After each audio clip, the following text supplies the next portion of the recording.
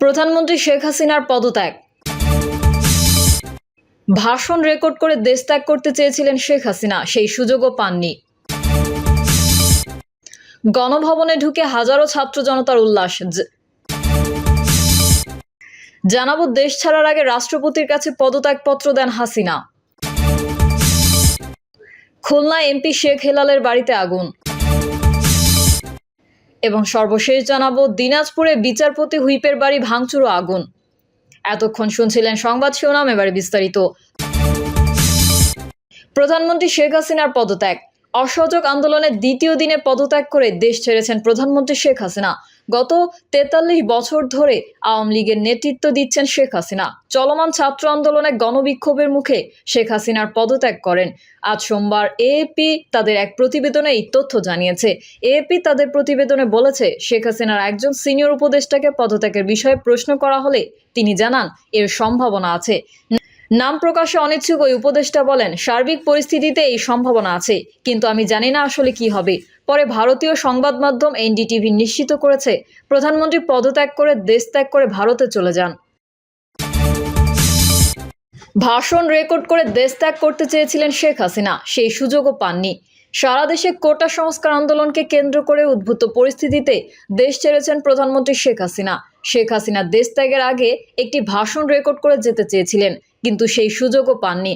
আজ সোমবার বেলা 2:30টায় বঙ্গভবন থেকে একটি সামরিক হেলিকপ্টার শেখ হাসিনাকে নিয়ে যাত্রা করে।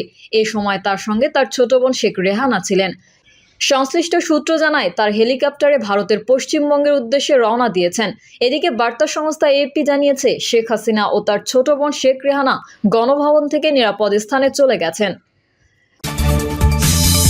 গণভবনে ঢুকে হাজারো ছাত্র জনতার উল্লাস, যে যা পারছেন নিয়ে যাচ্ছেন। শিক্ষার্থী সহ হাজার হাজার জনতা প্রধানমন্ত্রীর বাসভবন গণভবনে ঢুকে পড়েছেন।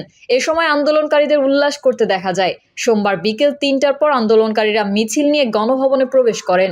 এ সময় ভেতরে আন্দোলনকারীদের লুটপাট ও ভাঙচুর করতে দেখা যায়। এদিকে বার্তা সংস্থা এএপি এক প্রতিবেদনে জানিয়েছে, কোটা সংস্কার আন্দোলনকে কেন্দ্র করে উদ্ভূত পরিস্থিতিতে দেশ ছেড়েছেন প্রধানমন্ত্রী শেখ হাসিনা। বেলা 2:30টায় বঙ্গভবন থেকে একটি সামরিক হেলিকপ্টারে শেখ হাসিনা উড্ডয়ন করেন। এ সময় তার ছোট বোন শেখ রেহানার সঙ্গে ছিলেন। শেখ হাসিনা ও তার ছোট বোন শেখ রেহানা নিরাপদ স্থানে চলে গেছেন।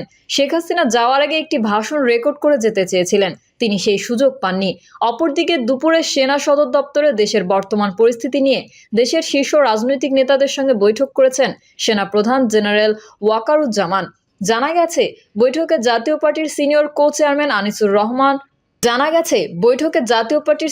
চেয়ারম্যান আনিসুল ইসলাম মাহমুদ ও পার্টির মহাসচিব মুজিবুল হক চুন্নু ও ঢাকা বিশ্ববিদ্যালয়ের আইন বিভাগের অধ্যাপক আসিফ নজরুল সহ অনেকে বৈঠকে অংশ নিয়েছেন।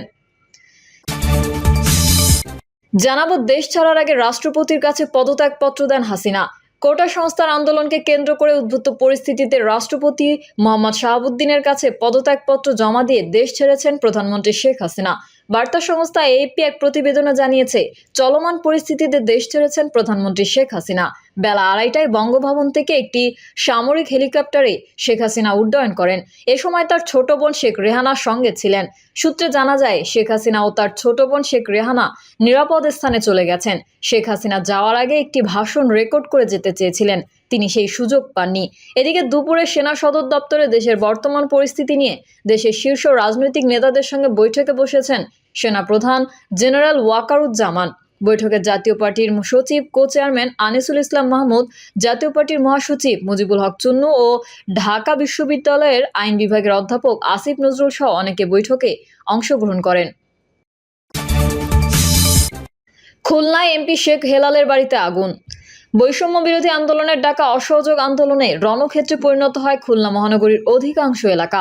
সংঘর্ষ ও ধাওয়া পাল্টা ধাওয়ার পর আগুন ধরিয়ে দেওয়া হয় খুলনা মহানগর আওয়ামী লীগের কার্যালয়, জেলা পরিষদ ও খুলনা শেরেবাংলা রোডে প্রধানমন্ত্রীর চাচাতো ভাই তথা 2 এমপির বাড়িতে।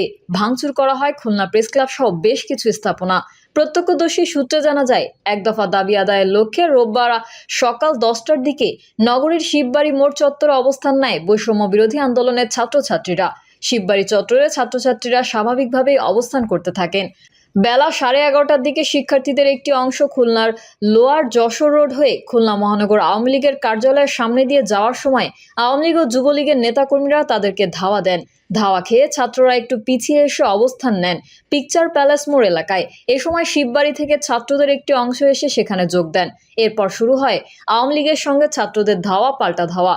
বৈষম্য বিরোধী ছাত্ররা আওয়ামী লীগ নেতাকর্মীদের ধাওয়া দিতে তাদের কার্যালয়ের দখলে নিয়ে সেখানে ভাঙচুর করেন এবং আগুন ধরিয়ে দেন। ছাত্রদের ধাওয়া খেয়ে আওয়ামী লীগের নেতাকর্মীরা ছত্রভঙ্গ হয়ে যান। আওয়ামী লীগের কার্যালয় থেকে বেরিয়ে ছাত্ররা বাংলাদেশ ব্যাংকের পাশের সড়কের টায়ারে আগুন ধরিয়ে দেন। একই সময়ে ছাত্ররা খুলনা জেলা পরিষদে হামলা চালান। সেখানে বেশ কয়েকটি মোটরসাইকেলে আগুন ধরিয়ে দেয় তারা। পরে ফায়ার সার্ভিস ঘটনাস্থলে পৌঁছে আগুন নিয়ন্ত্রণে আনে। পরে আন্দোলনকারীরা মিছিল সহকারে সেখান থেকে গিয়ে মহানগরীর শেরেবাংলা রোডের প্রধানমন্ত্রীর চাচা শেখ আবু নাসেরের বাড়িতে ইটপাটকেল নিক্ষেপ করেন। এর প্রতিক্রিয়ায় বাড়ির ভেতর থেকে গুলিবর্ষণ করলে আন্দোলনকারীরা ভেতরে ঢুকে আগুন লাগিয়ে দেয়। ভাঙচুর ও অগ্নিসংযোগের সময় তাদের বাড়ির সামনে কোনো পুলিশ সদস্য বা নেতাকর্মী ছিলেন না। এক পর্যায়ে তারা গেট ভেঙে ভেতরে প্রবেশ করে ব্যাপক ভাঙচুর চালান এবং ভবনের প্রতিটি তালায় আগুন ধরিয়ে দেন। পরে স্থানীয়রা এসে আগুন নিয়ন্ত্রণের আগেই সব পুড়ে ছাই হয়ে যায়। বিকেল 2:45টার দিকে আগুন নিভে গেলে বেশ কিছু পুলিশ ও এপিবিএনের সদস্যরা বাড়িতে যান। পরে যুবলীগের কিছু নেতাকর্মীকে বিক্ষোভ মিছিল নিয়ে বাড়ির সামনে আসতে দেখা যায়। তবে কিছুক্ষণ পর তারাও চলে যান। জানা যায় বঙ্গবন্ধু শেখ মুজিবুর রহমানের ছোট ভাই শেখ আবু নাসেরের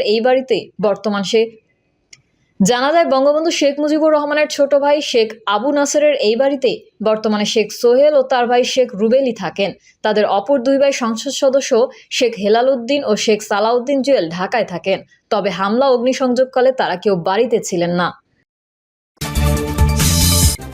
দিনাজপুরে বিচারপতি হুইপের বাড়ি ভাঙচুর ও আগুন। দিনাজপুরে বৈষম্য বিরোধী ছাত্র আন্দোলনে অংশগ্রহণকারীদের সঙ্গে পুলিশের ব্যাপক সংঘর্ষ হয়েছে।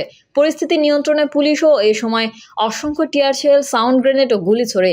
এতে করে গুলিবিদ্ধ সহ আহত হয়েছেন অন্তত 30 জন। এদিকে বিচারপতি এম এনায়েতুর রহিম ও তার ভাই জাতীয় সংসদের হুইপ এমপি ইকবালুর রহিমের বাড়িতে এবং পুলিশের দুটি গাড়িতে ভাঙচুর ও অগ্নিসংযোগ করা হয়েছে। রোববার সকাল থেকেই আন্দোলনকারীরা দিনাজপুরের ফুলবাড়ি বাসস্ট্যান্ড এলাকা ও পলিটেকনিক্যাল কলেজ মোড়ে জড়ো হতে থাকেন। দুপুরে দিনাজপুর পলিটেকনিক কলেজ মোড় থেকে বিক্ষোভ মিছিল বের করেন আন্দোলনকারীরা। তারা সদর হাসপাতাল মোড়ে এলে পুলিশ ধাওয়া দেয়। এতে উভয় পক্ষের মধ্যে ধাওয়া পাল্টা ধাওয়া ও সংঘর্ষ হয়। এ সময় আন্দোলনকারীরা পুলিশকে লক্ষ্য করে ইটপাটকেল ও পুলিশ তাদের লক্ষ্য করে টিয়ার শেল, সাউন্ড গ্রেনেড ও গুলি ছোড়ে। এ সময় আহত হন সংবাদকর্মী সহ অন্তত 30 জন।